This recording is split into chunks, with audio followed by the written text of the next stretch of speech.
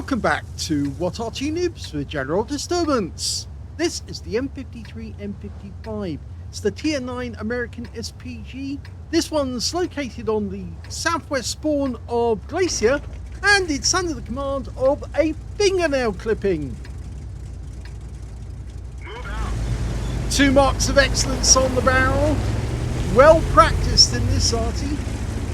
It's been a while since we've seen a fingernail clipping, but he has got a few replays that I need to get done. So let's see how he gets on in this battle. 203mm or 8-inch howitzer. He's actually aiming towards the passage where the enemy tanks are likely to make their way to the northwest corner, but nobody in sight yet because our guys haven't reached the center line. As soon as they do, they'll probably spot the enemy, and then we can get shots. He's anticipating somebody appears. They have appeared, but they're heading for the carrier. Rounds out. Oh, unfortunately, that one didn't connect.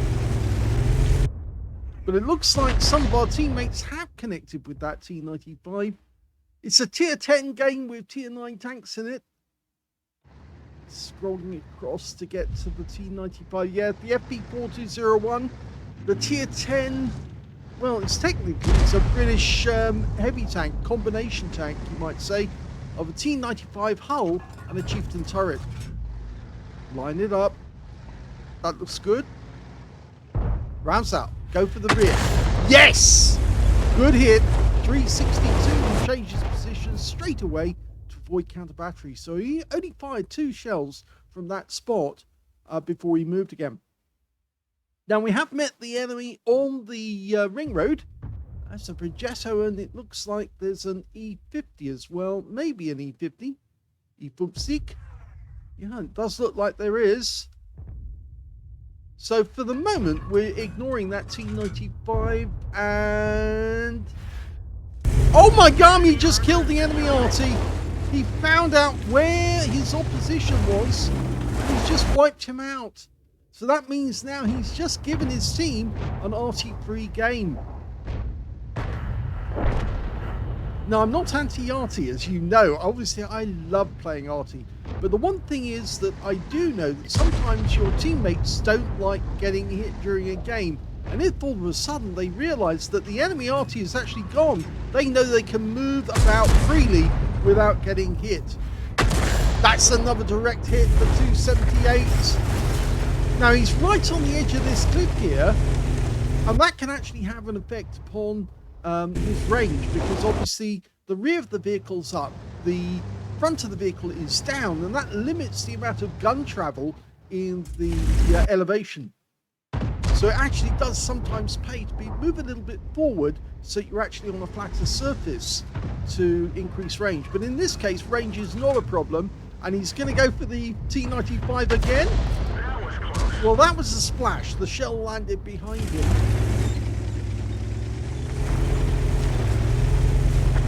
There's a Minotauro over there, and he's just reached that ridge line. I don't think he's close enough that he can actually spot us, though. We're having a quick look at the centre line. There's no chance of a shot on the northwest corner because, of course, they are behind the shadow of the aircraft carrier. But look at this. The T95 has moved to the gully. Rounds out. And that says keep off the grass. That's 392 hit points from that shot alone. Now, he hasn't picked up much stun assist at the moment, but that's mainly down to the fact he's using the stun extra.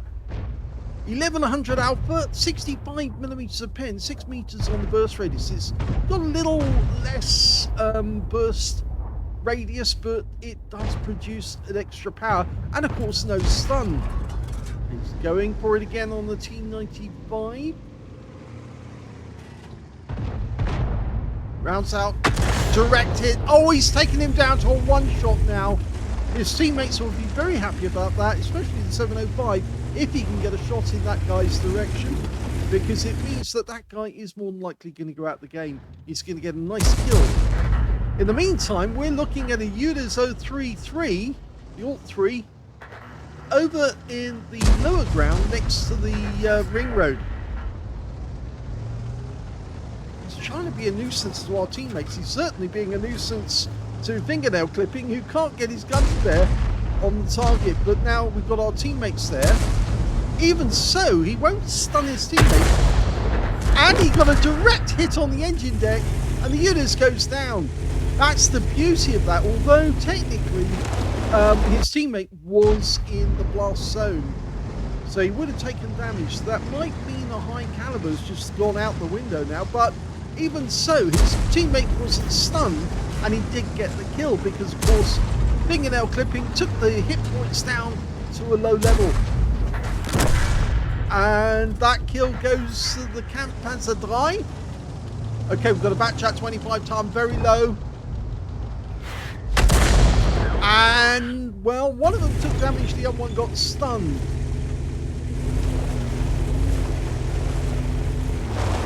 He very carefully avoided knocking that tree down. Although the thing is, he doesn't need to worry now because, of course, the enemy Arty is out the game. And so, therefore, he's not going to get any benefit. And we wouldn't actually be detected by the enemy at all. But I think he wants that back chat. He's almost loaded. Oh, we just lost the teammate. But I think we can lob the shell over that rock. Oh, we did! 402 from that one. That was right on target. Didn't penetrate, but it did demonstrate a huge amount of damage to that guy, and that he's not safe. Now, the stun shells are 900 alpha, 52mm per pen, 10.5 meters on the burst radius, between 12.5 and 28 seconds of stun. We're still looking at the ring road, but this time at the Progetto 65. Oh, now the batch at 25 ton just got the kill on the M. And the enemy is getting rather close to us now, so he's changing angle and changing position to avoid getting shot at. Sometimes it can help just to follow what's going on the flank and move. The enemy's got a clean run or out of the ring road now. We've only got our Leopard, and the Leopard is... Oh, he's knocking the trees down for a bit of cover. That doesn't matter, of course, because now he's... There's no enemy Arty, but he's dialing in on the back chat, who's just taken a round from the Leopard. If he pulls back, he's going to go right into our shell, rounds out, and he's out the game. Lovely. But there's a Waffenträger moving up in the low ground, and the Leopard, well, he probably knows that now, but we've probably got a shot on the Waffenträger. Okay, this would be worth it if we can take him out. He's very low armor, Waffenträgers, which makes them... Oh, the Leopard went down, but it was the Progetto that got him in the end. Okay, now we've only got the Kampfpanzer 3 to stop the Waffenträger and the Progetto moving round. They're going to come to that corner, and then they're going to get spotted. Rounds out. Oh, it hit the rock. Now might be a good time to start moving and follow your teammates.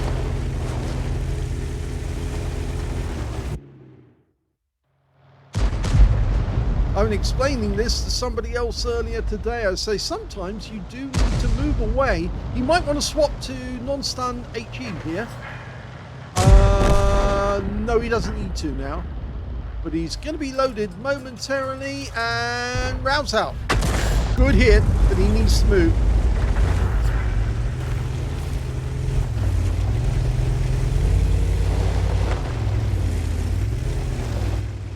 Yes, the motto really is learn to fight another day. If you can, if enemy gets close to your cap and you're the only, one flank is open and you're the only one at the cap, don't try and defend a hopeless position unless, of course, you know that you can shotgun that enemy and get them out of the game. You might have to abandon your cap, but you can still fire back at the cap. And if you do so, then obviously the enemy is going to be disadvantaged. That Waffenträger might make it to our cap, and if he does, then somebody on our team might spot him, and then we can get the Defender Medal from distance. Alternatively, if the enemy does go into the cap, it means one less tank that can actually defend. In fact, the Waffenträger is, or Waffle as some people call it, is the last enemy tank. No, you're not going to fit through that, and I don't think you're going to push that out the way. In fact, it's strange that the Waffle is not responding. But there again, he isn't very he isn't well armored. He's very slow, and he might try come hunting for us. Now, if he does, it would be nice if fingernail clipping can get the last kill of the game. We've only got the Yaru capping at the moment, and it's going to take the Waffle ages to go around the map. But the fact that he's not capping means he might be hunting. He wants a last Arty before the game ends. Fingernail clipping will defend himself against that.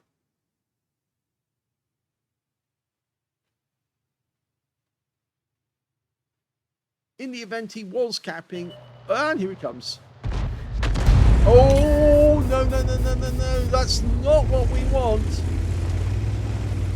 So now we need to play ring around the ship, the wreck, as fast as we possibly can, and then shotgun the guy as soon as we're reloaded.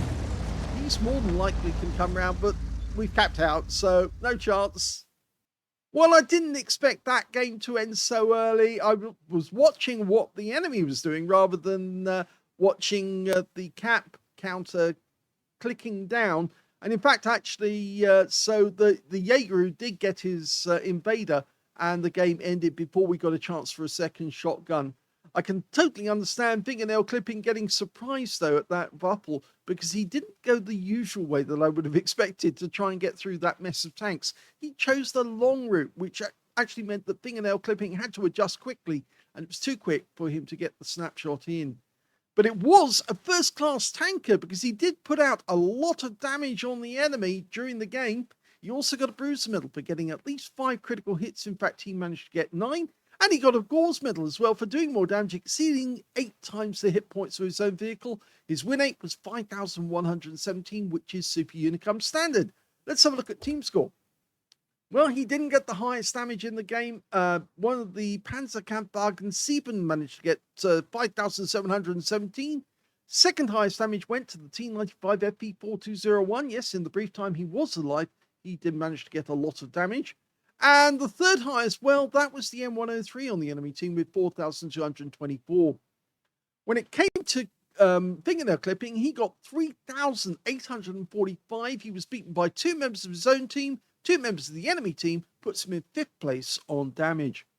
When it came to kills, though, he's actually enjoyed 2nd place because the top scorer was our K91. He managed 3 kills. 2 kills went to a fingernail clipping, the Object 705A, and the IS-7 on his team. And the IS-7 picked up a steel wall as well. And on the enemy team, it was their M103, their Type 5 Heavy, and the Batchat 25 Ton who all got 2 kills. When it came to base XP, he's in 3rd place. The Panzerkampfwagen 7 managed 1,044. He's the only player to get over 1,000 XP. But the next highest was the Object 430U, who got 999. And after that, of course, was fingernail clipping with 976. The Jaeger, by the way, down there at the bottom, not much damage, but he did get an invader. So I suppose he's just keen to be in the battle. That's Chicken Addict. Yes. Okay, right. Well, look at the detail. 15 shots fired. That's a decent amount. 7 direct hits on the enemy, 1 penetrating shot, which I suspect was the enemy Arty. We'll just check that to be absolutely certain. Yes, it was. That was a complete wipeout. The guy got spotted, and well, that's the end of his game. You mustn't stick around where it's obvious. 14 splashes as well, 3,845 hit points, all of it at more than 300 meters. Damaged 6 of the enemy, killed 2, so missed out on a Confederate by 2 kills. And 7 stun scores, but no stun assist at all. So he couldn't get his communications expert skill operating if he did have it.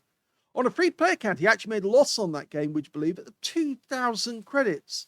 It's a bit funny, actually, because his ammunition cost was greater than the amount he earned for the battle, which is surprising. But he did pick up 1,952 experience points out of that one as well. So it wasn't a total loss.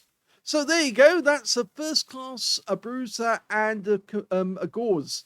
Let's have a look in the second battle that the fingernail clipping sent in. The second replay is on the Arctic region map, otherwise known as Mannerheim, and we're in the Conqueror Gun Carriage this time, the Tier 10 British SPG. Let's see how he gets on. Once I beat the wall, the tennis game, so I think I can take them. Okay, let's see how we get on. One mark of excellence. It's quite a beast because, of course, it's made from a Conqueror tank. It's decided to settle really close to the cap area. It's not a bad position here because you can support both sides. It's also got a very long reload, this Arty. Standard reload, I believe.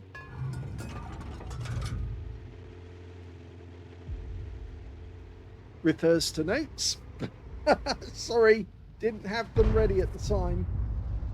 Standard reload is 44.1, and he did get damage on the AE phase 1. Now we can see here fingernail clipping's got it down to 34.04. Obviously the usual method of actually doing that is actually to use the rammer, a good crew, BIA crew. He's actually taking a position which is a little further south than I would have expected. Or further west, I should say, than I would expect. Okay, he's looking for the targets on the south approach.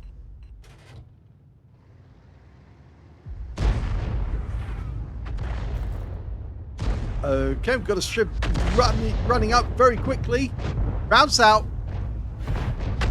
Oh, we did get some hit points, but only 36. The guy changed course after our M53, M55 hit him.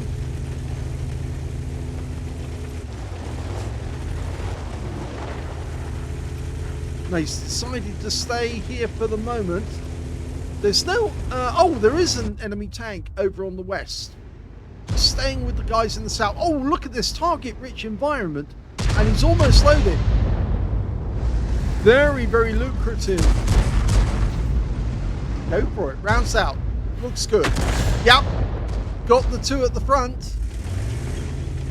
Always like it when you hit more than one tank at the same time. It means that you do get the advantage of spreading the chances of increasing your stun assist. Now, he's actually managed to get the communication skill expert already active. And now he's got the side by side because both Artys are very close together. So it will boost the performance massively. Okay, these guys are still coming together. Rounds out.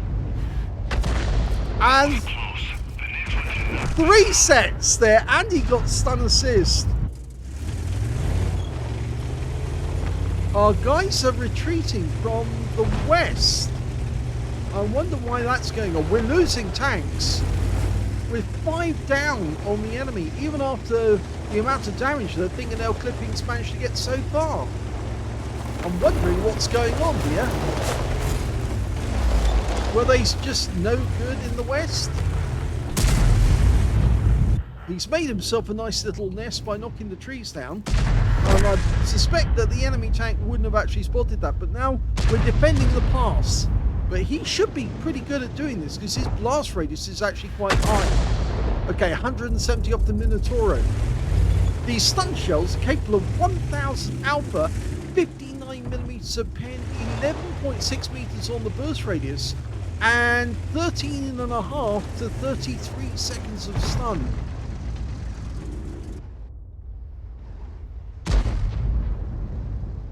Okay, you can see the T110E5. Minotauro on the other side. He's almost loaded.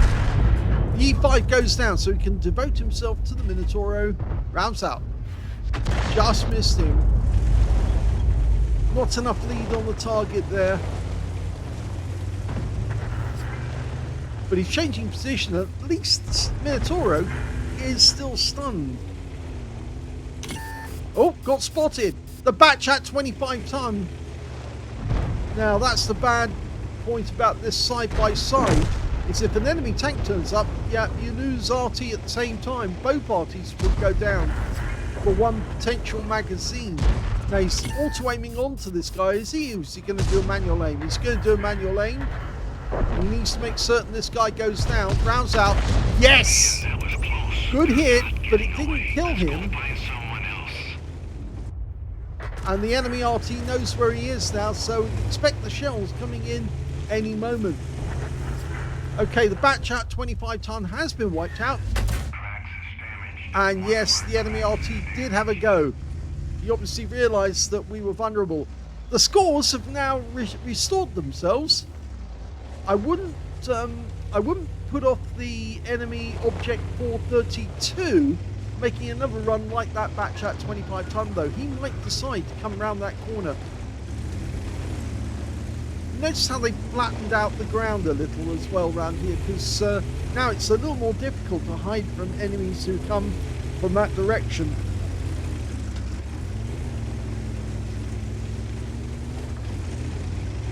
He's leaving the K91 to defend that area, and it looks like the enemy Arty thought that somebody might be up in the sniper's nest.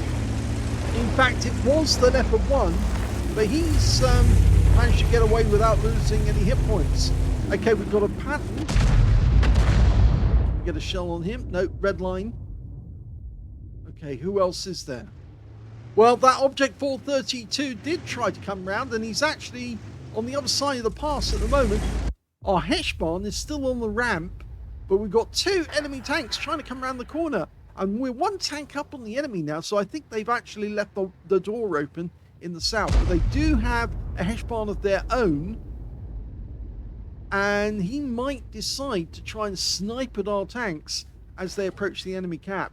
They've also got two Artys still in play, an Object 261 and an M53, M55. If he comes around that corner, we'll hit him hard. Okay, he's in line, not gonna shoot yet. He's being careful, doesn't want to waste his shell at all.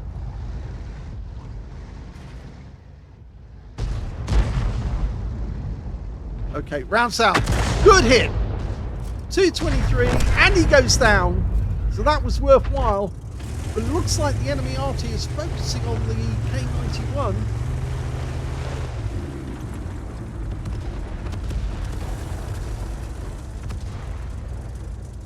I also get the feeling that our guys are reluctant to try and get near the enemy cap because of that Heshbon.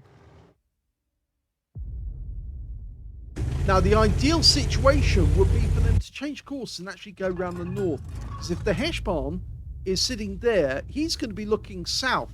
And if one of our guys comes all the way around, the long way around, say the Leopard 1 for that matter, he could go around the map and spot where the Heshbon is, and then our guys can make it across the gap. But otherwise, they might lose a lot of hit points in the process. We're looking at the perch where that Heshbon might be, and there's the 430, and the Heshbon's not where he was supposed to be. He's actually in sniper position amongst the bushes, which is not a good idea for him. He would have been much better off on the perch. Rounds out. Good hit. 72, didn't get a pen, but you can see the Object 261 has come out of his hole, and it looks like he's trying to do his best to be either have an escape route up to the north or to fire onto the cap area and stay alive, because if he hides in the bushes like the M53, M55, he could be a target. Well, the 261 hasn't made his mind up yet, but the Heshbon is now an easy target because the Conqueror Gun Carriage can fly behind rocks. Oh! That was so close to being a pen on the turret.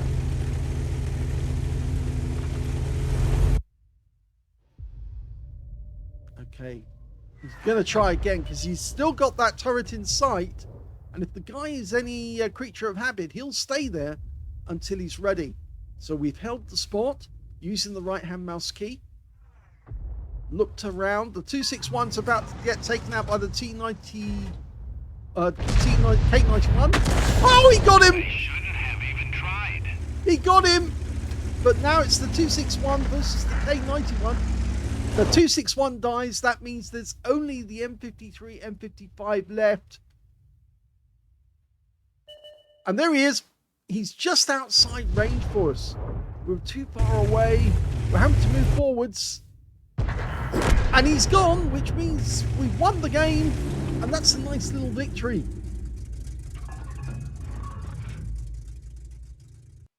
Here's the end of battle results. And that was an ace tanker game for a fingernail clipping in the Conqueror Gun Carriage. He managed to get a bruiser medal for getting at least 5 critical hits. In fact, he got 10. And he got a Confederate as well for hitting more of the enemy than anyone else on his team. And his win rate from that game was 3,504, which is Super Unicum standard. Let's have a look at team score. Well, we can see the highest damage in the game actually went to that VK7201K. He got 4,492 hit points. Second highest, the K91 managed 4,136, and he got a Pascucci's medal in the end. And when it came to third place, yep, that went to a fingernail clipping with 3,598 hit points. When it came to kills, the high scorer again was the VK7201K. 3 kills went to the K91 with his Pascucci's and the FB4005 on our team. And in third place, we can see it's the Leopard 1, and on the enemy team, their T110E5. Fingernail clipping only got the 1 kill there, so that's in 4th place. When it came to base XP, he's a little closer to the top because the top scorer was the VK7201K, 1,084, the only player to get over 1,000. 939 went to the K91, and then fingernail clipping got third place with 935, just 4 experience points down on the K91 driver. But he did put up with a lot. That K91 held that corner against all comers, and even, yes, he did get the Batchat 25 ton, who was definitely after our hide. Anyway, let's have a look at detail. 11 shots fired, 5 direct hits, 1 penetrating shot, which I think was the FB4005, the Heshbon. Let's have a quick look. Yep, he got him on the turret. He penetrated the turret. Total damage 1,440, but that last shell made it final. It actually penetrated him completely. 3,598 hit points, of which 3,297 were at more than 300 meters. Close shot was on the Batchat 25 ton. 8 enemy vehicles damaged, 1 kill. That's the Confederate. 2,777 stun assist off 17 stuns. And that did activate the communications expert skill boost. On a free-to-play account, he actually made a profit on this one of 15,462 credits. He got 7 bonds because it was tier 10 and 935 base XP out of the game as well. So 2 different games, 2 very good arties. And it was an interesting one on the second one because, of course, it was looking like it was going all one way because at one point they were, 5 tanks down, 6 tanks down on the enemy? And then they managed to equalize that, but at some risk of fingernail clipping, because, of course, that enemy Batchat wanted him. He wanted a Pascucci's of his own, but he didn't get it in the end. And they managed to turn it around and get the victory. I hope you enjoyed those replays. If you did, please give this video a like. Do subscribe to our channel. Leave a little comment down below because it feeds the algorithm. And thank you for watching.